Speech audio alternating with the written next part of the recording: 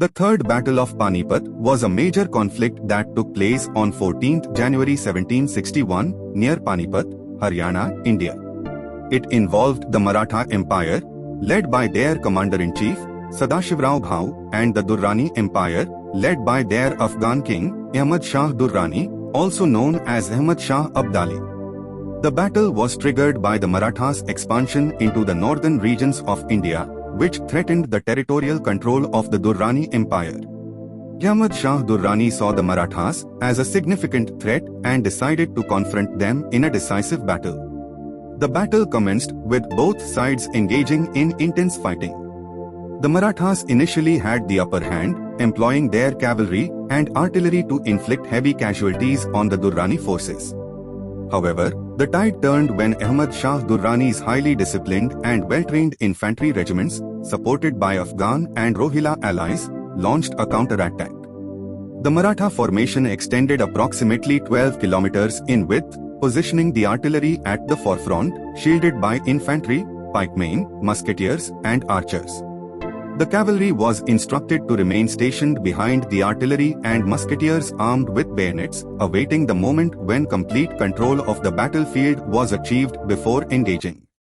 Positioned behind this initial line was an additional ring of 30,000 young Maratha soldiers who lacked combat experience, followed by a contingent of civilians. Among the civilians were common men, women, and children embarking on their pilgrimage to Hindu holy sites and shrines. Behind the civilians stood another line of infantry, composed of young and inexperienced soldiers, serving as a protective barrier.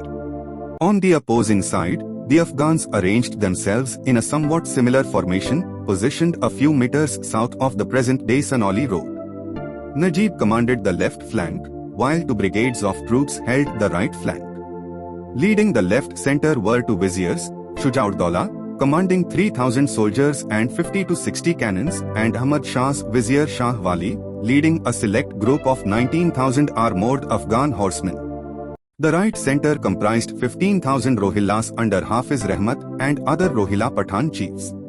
Pasand Khan protected the left wing with 5,000 cavalry, while Barkurdar Khan and Amir Beg safeguarded the right wing with 3,000 Rohilla cavalry. The Afghan army also included long-range musketeers deployed throughout the battle. With this arrangement, Ahmad Shah positioned himself at his preferred central post, which now stood behind the line, allowing him to observe and command the battle effectively. The Durrani forces overwhelmed the Marathas, leading to a chaotic and brutal battle. Despite the valiant efforts of the Maratha warriors, they were unable to withstand the Durrani onslaught. The battle ended in a devastating defeat for the Marathas, with estimates suggesting that they suffered heavy losses, including the loss of their commander-in-chief, Sadashivrao Bhau. The Third Battle of Panipat had significant repercussions for both the Marathas and the Durrani Empire. It severely weakened the Maratha Empire, halting their northern expansion and undermining their overall strength. The Durrani Empire, on the other hand, emerged victorious and maintained their control over the region. The battle also had broader implications for the political landscape of India. It created a power vacuum in the north, allowing other regional powers to assert their influence and ultimately contributing to the decline of the Maratha Empire. The Third Battle of Panipat remains a significant event in Indian history, marking a pivotal moment in the struggle for power and territorial control during the 18th century.